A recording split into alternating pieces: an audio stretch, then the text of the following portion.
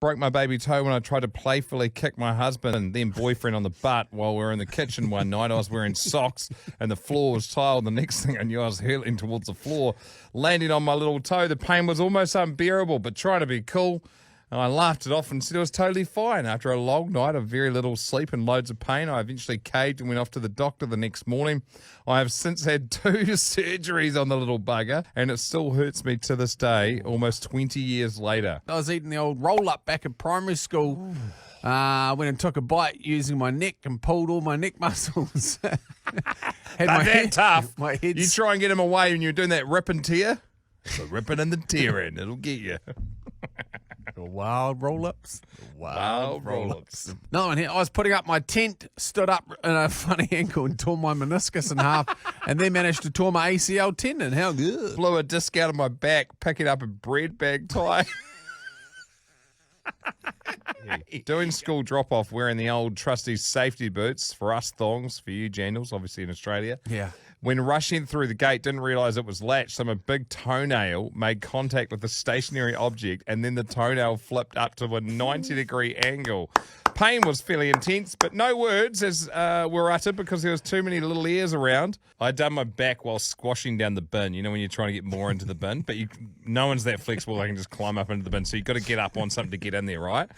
She used a camp chair to stand on to get in the bin, got one leg in the bin, and the other leg went straight through the chair, so I remained stuck with one leg in the bin and the other one through the chair, too short to get out, and had to wait for the laughter to subside before my nan helped me out. That is such a shambles. When I was younger and living in Cornwall, I came home a little worse for wear and climbed into bed and snuggled up close to the radiator against which my bed was positioned. For some unknown reason, I woke up mid-sneeze. The next thing I knew, it was morning. At first, I panicked as I could only see out of one eye. Gradually, I worked out that due to my position against the radiator, when I sneezed, I banged my head against the radiator and knocked myself out cold.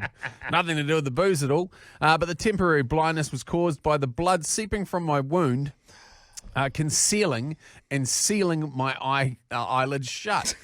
I still have a small scar to remind me of the perils of hugging a radiator to keep warm whilst in bed and sneezing. I pulled a booby muscle when I was trying to get the top off a fancy bottle of gin. Had to use kinesiology tape, which we've now named titty tape.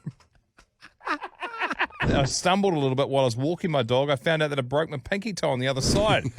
As soon as you get over 40, everything literally just starts falling apart. Case in point, here I am. Went to bed one night, woke up with no feeling from the waist down.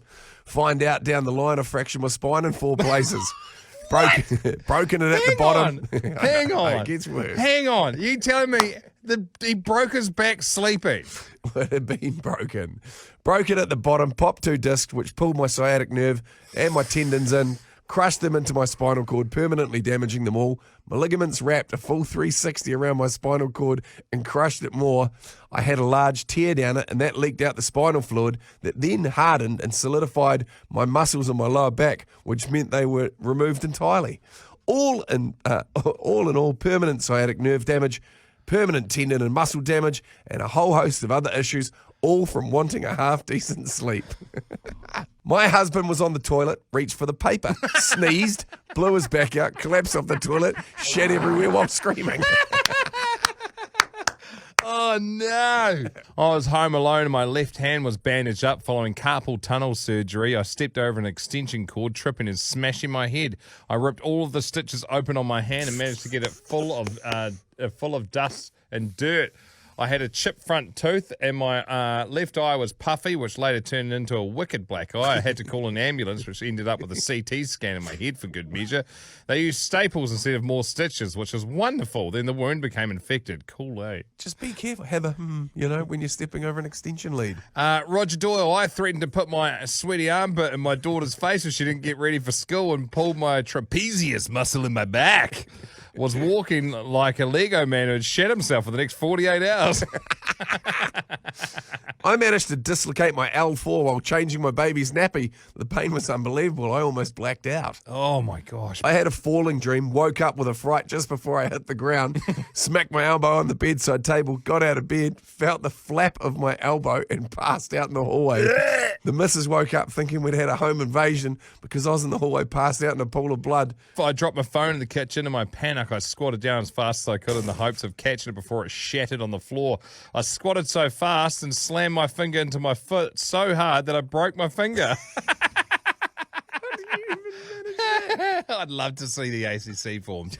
Sprained my right lat, stretching my back on the kitchen bench while the coffee machine warmed up. Instant week off work. 3 $70 physio sessions later, and I'm still poked 3 months on. Oh, what a shambles.